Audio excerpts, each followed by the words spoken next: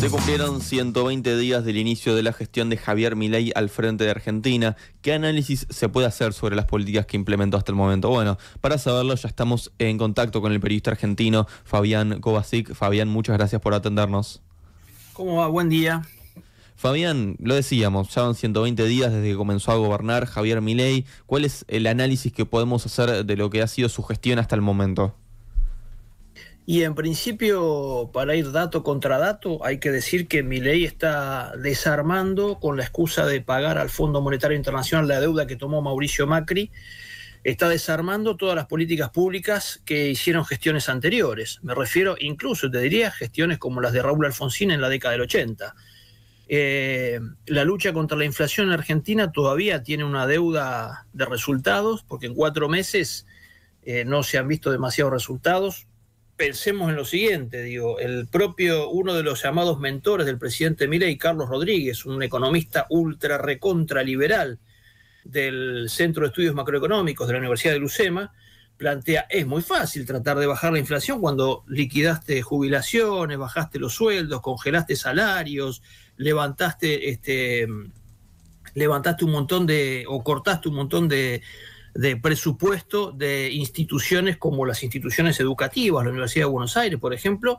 Entonces, pensar que vas a controlar la inflación por ahí resulta sencillo. De todas maneras, no lo ha logrado. Te pongo un ejemplo muy concreto, ya que ustedes hablaban del BOT.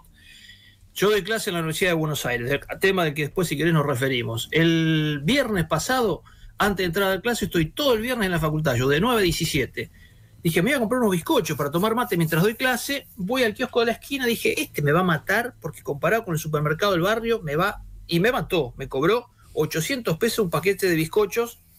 Dije, bueno, los pago porque tengo que entrar. Bueno, cuando voy al supermercado de casa al día siguiente, yo dije, va a estar 459, como estuvo la semana pasada. 939 me lo cobraron. El supermercado más caro que el kiosco. O sea, te das cuenta que por ese lado el bot les mintió alevosamente a Milei y Caputo. Sin hablar tampoco, me extiendo un poquitito más para redondear un poco, del desarme de políticas públicas en términos de derechos humanos y de relaciones exteriores, ¿no? No nos olvidemos que esta semana estuvo en Argentina la general Laura Richardson. Es la tercera visita que hace a Buenos Aires, 2 en el gobierno de Milei y 1 en el que visitó a Cristina Fernández en la vicepresidencia del Senado.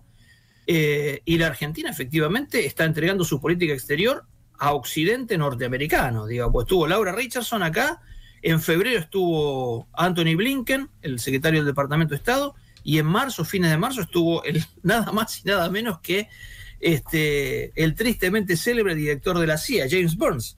O sea que si eso no es también modificar políticas públicas en términos de alineamiento con Estados Unidos y tratar de alejarse lo más rápido posible de China, que me cuenten qué es, si no. Uh-huh. Ahora vamos a profundizar en varias de las cosas que vos mencionaste, Fabián, pero ¿qué pasa, pensando en todas estas medidas que ha tomado, qué pasa con la popularidad que goza hoy el presidente? ¿Se puede seguir hablando de una luna de miel en este periodo tan pequeño? Y es muy particular la Argentina, ¿no? Es un país tan raro la Argentina. Mirá, yo como argentino no lo termino de entender todavía. Si uno se atiene a las mediciones que hace el propio gobierno, obviamente que Milei sigue siendo popular, la gente acompaña este desguace que está haciendo el presidente desde el Estado contra todos nosotros. Si uno se pone a medir y a tomar, algunos nichos de las encuestas privadas, está empezando a caer la imagen de Milei y está creciendo incluso alguna imagen, por ejemplo, del gobernador de Chubut, que es un hombre aliado en principio, teóricamente aliado de Milei, Nacho Torres, porque es hombre del PRO, hombre de Macri, pero que le está peleando a Milei porque efectivamente se da cuenta que desmantelar el Estado no tiene ningún sentido y atenta contra las economías regionales, por ejemplo. Sí es cierto que, por ejemplo, si bien la imagen de Milei, según las encuestas privadas, empieza a caer, es cierto que algunos de sus ministros todavía mantienen una cierta imagen, por ejemplo, también tiene que ver con cómo se producen las encuestas. ¿Por qué la ministra de Capital Humano, Sandra Petovero, mantiene una imagen alta? Porque los medios, La Nación, Clarín, las redes sociales trabajadas por el sector del gobierno, le han dado mucha difusión al recorte que ha hecho Petovero de los fondos sociales a los movimientos piqueteros. No dicen, por ejemplo, que esos fondos sociales los va a manejar una empresa privada como Techint. Entonces, en ese sentido, la imagen de la ministra queda más o menos salvada, porque dicen, por fin terminamos con esa lacra que son los piqueteros, dice un sector de la sociedad importante que votó a Milei. La imagen de Milei está en caída. Todavía no es una caída libre, pero sí está empezando a erosionar la popularidad del presidente.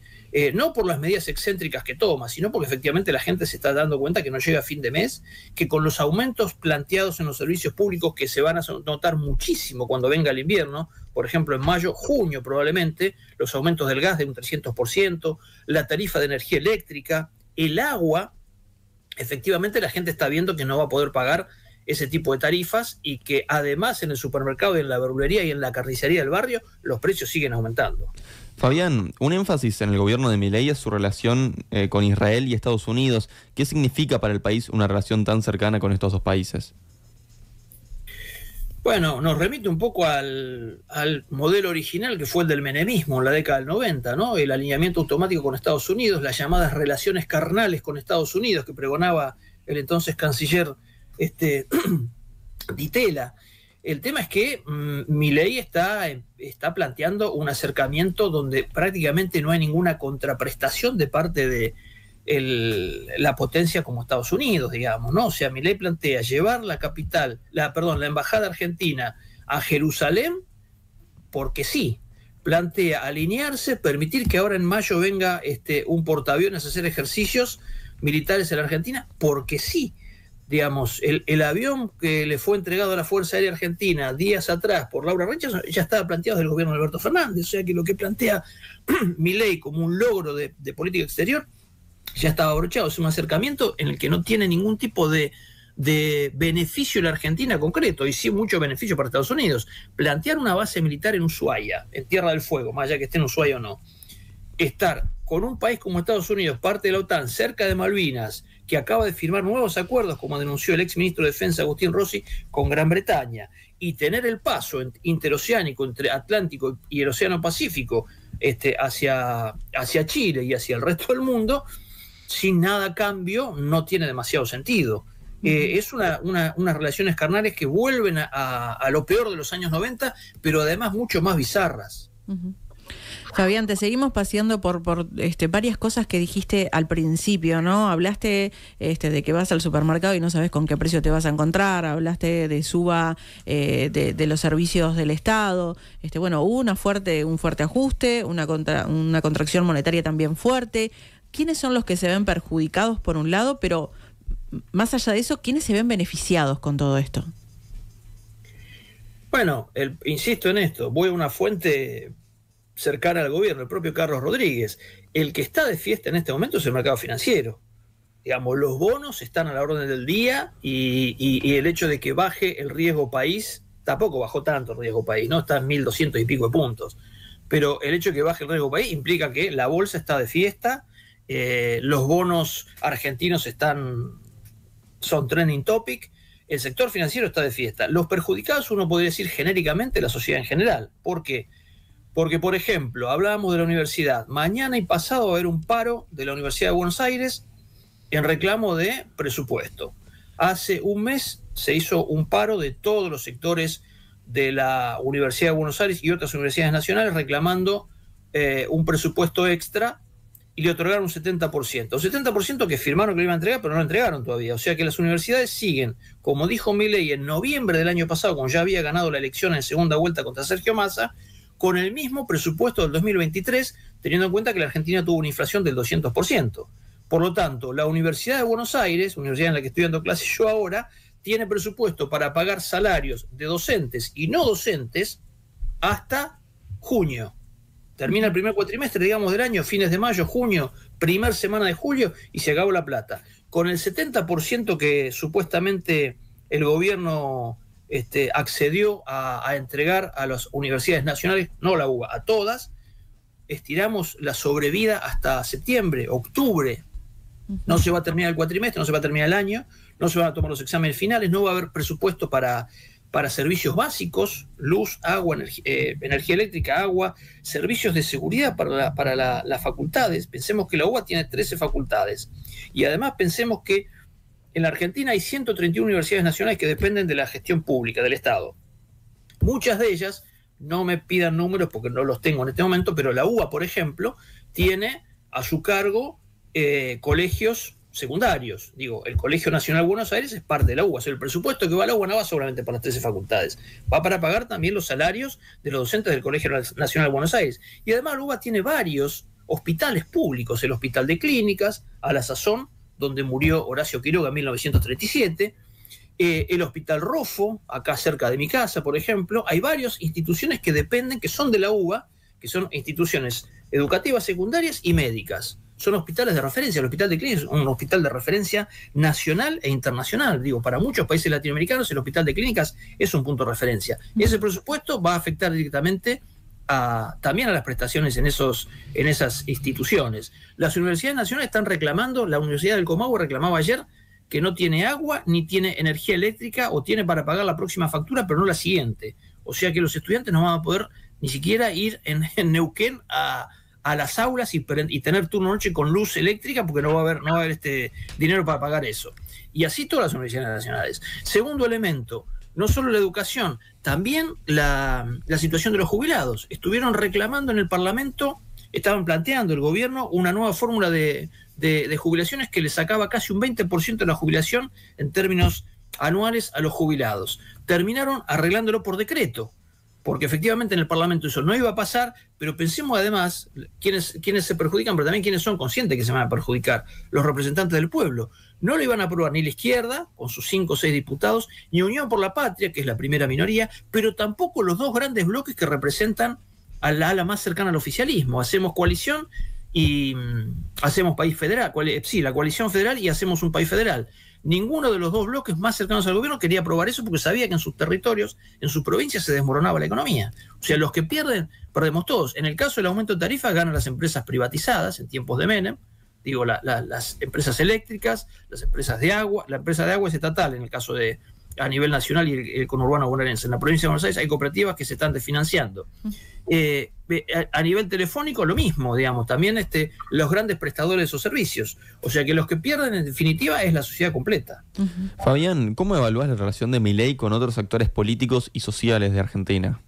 Y la verdad es que Milei se ha especializado en cortar todos los puentes para cualquier tipo de diálogo. Pensemos nada más en la frase que algunos llaman desafortunada. Yo creo que es una radiografía del pensamiento liberal en Argentina, ¿no? De Bertie Venegas Lynch, cuando dijo: libertad también es no mandar a los pibes a la escuela si te tienen que ayudar a vos en el taller a trabajar, ¿no? Digamos, la propia ministra Petovero salió a desmentir que esa no es la posición oficial del gobierno. El vocero presidencial Manuel Adorni, otro personaje bizarro, salió a desmentir. El propio Milei salió a decir que no es la posición del gobierno, pero además dijo: lo que pasa es que los periodistas lo sacan de contexto. No hay que hablar con la prensa porque la prensa busca dinamitar. Y la prensa lo que hace es investigar y buscar información. Mandan leyes al Congreso y dice: son parte de la casta, incluso los diputados que son más cercanos a mi punto de vista. O sea, no tienen ningún tipo de relación con la oposición política. No me refiero a la izquierda, a la que detesta y dice que es un cáncer de la humanidad, ¿no? El trotskismo en Argentina, por ejemplo. O Unión por la Patria, que es también el mal de todos los males, según Milei, porque engloba el peronismo y el kirchnerismo. Pero ni siquiera los sectores más afines, los sectores levemente liberales, la coalición cívica, el sector de Pichetto, que parece que está volviendo al peronismo, Miguel Pichetto ahora con Hacemos Coalición Federal, ni siquiera esos sectores pueden convencerlo de que hay que dialogar para llegar a un acuerdo, que esto no tiene ningún... Con el único que se lleva muy bien es con Macri, que es otro personaje que le gustaría cercenar todo lo que pueda de un solo saque y dejar la economía recontra concentrada. ¿Qué rol ha jugado justamente Macri en todo esto, Fabián? Perdón, no escuché la pregunta. ¿Qué rol ha jugado Macri en todo esto? Bueno, por un lado, primero dentro del propio partido, dentro del PRO, dinamitando puentes para que sectores, primero antes de la elección, para que sectores más, como le llaman acá, las palomas y los halcones, el sector de las palomas, encabezado por Horacio Rodríguez Larreta, no pudiera ganar la interna y fuera la candidata Patricia Bullrich del sector de los halcones. Cuando ya fue Patricia Bullrich derrotada en la elección y le ofrecieron el Ministerio de Seguridad y a su compañero de fórmula Luis Petri el Ministerio de Defensa, Macri se encargó de, por lo menos en la interna del PRO, dejar que sigan los funcionarios del PRO laburando en el gobierno nacional, pero él se quedó con la presidencia del partido en este momento. Con la presidencia del partido en su poder, Macri lo que se garantiza es que de acá al 2025 es muy probable, lo dijo el propio Macri, o lo dejó entrever, perdón, seamos precisos, lo dejó entrever, que vería con agrado un acercamiento entre fuerzas políticas como el PRO y la Libertad Avanza. Milei también, ¿no? Llama la atención que ayer o antes de ayer la hermana de Milei, la jefa, ¿no? Karina Milei, creó, armó el partido en la ciudad de Buenos Aires, la Libertad Avanza, con sede propia en Cava. Eso es una señal contra Macri, digamos, de que van a ir con formación propia. Pero Macri facilitó los contactos de todo el gobierno. Toto Caputo, personaje al que Milei denigró durante la campaña electoral porque se patinó los 45.000 millones de dólares que pidió Macri para su reelección en 2018, se los patinó, se fueron en cuevas financieras, están en paraísos fiscales, lo denigró, lo llevó como ministro de Economía. Se cansó de insultar a Patricia Bullrich, la llevó como ministra de Seguridad.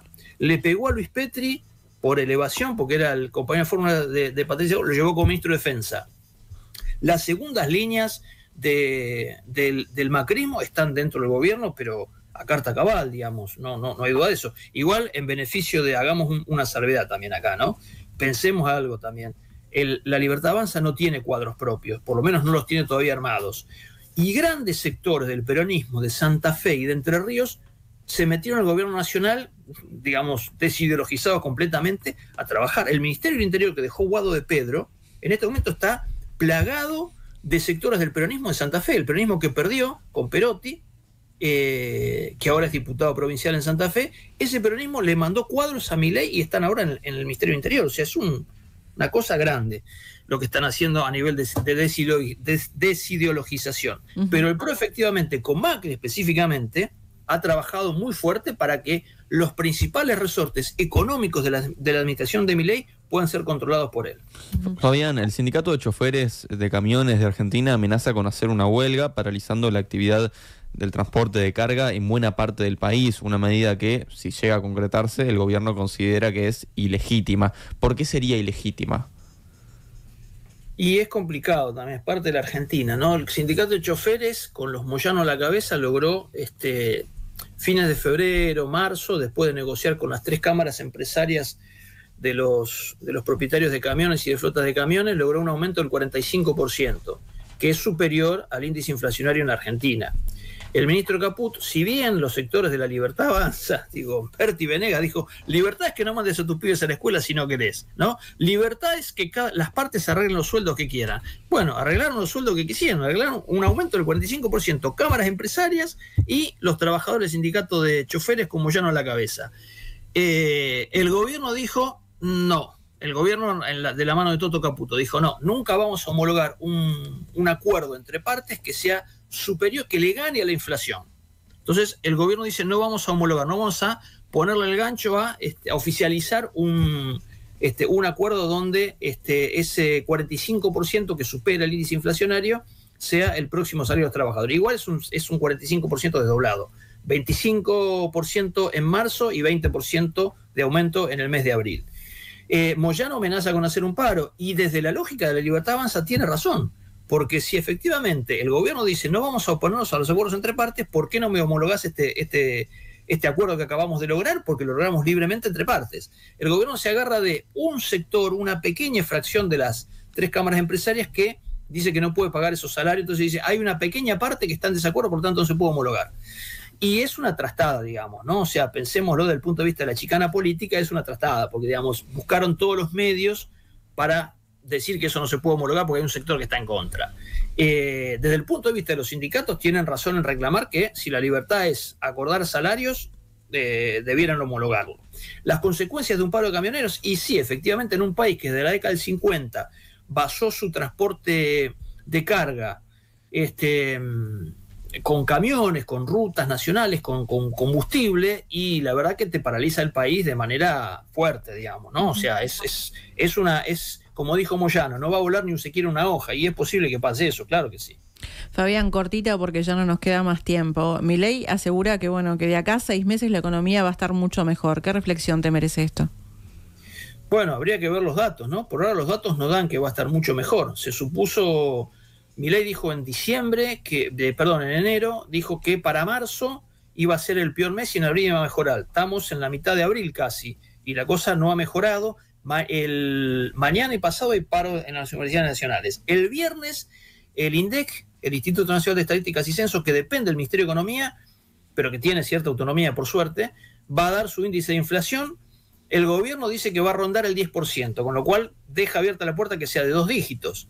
Las consultoras privadas, incluso las cercanas al gobierno, plantean que va a estar en un 12,3 o un 13%. Algunas se arriesgan a plantear un 14%, de modo tal que es muy difícil pensar que eso pueda plantearse que en 6 meses la situación económica va a mejorar. Y los propios liberales, como Carlos Rodríguez, insisto, plantean que con este modelo económico, donde estás constriñendo el mercado interno, es muy difícil que puedas parar la inflación a riesgo de dejar afuera la mitad de la población del país. Fabián Kovacic, periodista argentino, muchas gracias por estos minutos. No, gracias a ustedes y a disposición. Gracias. En Nada que Perder, hacemos todo por informar. Si sos